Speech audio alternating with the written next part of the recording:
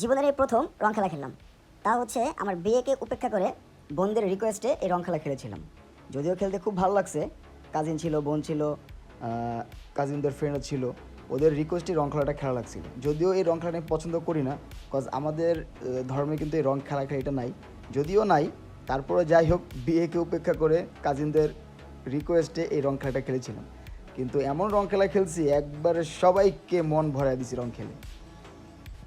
যাই হোক, খুব আনন্দের মুহূর্ত ছিল, কারণ বিয়ের সময় আমাদের অনেকগুলো প্রোগ্রাম করা লাগছে, তাও কাজিনদের রিকোয়েস্টে অনেকগুলো প্রোগ্রাম, রং খেলার প্রোগ্রাম, মেহেদি প্রোগ্রাম, হলুদের প্রোগ্রাম, আরও টুকটাক অনেক প্রোগ্রাম।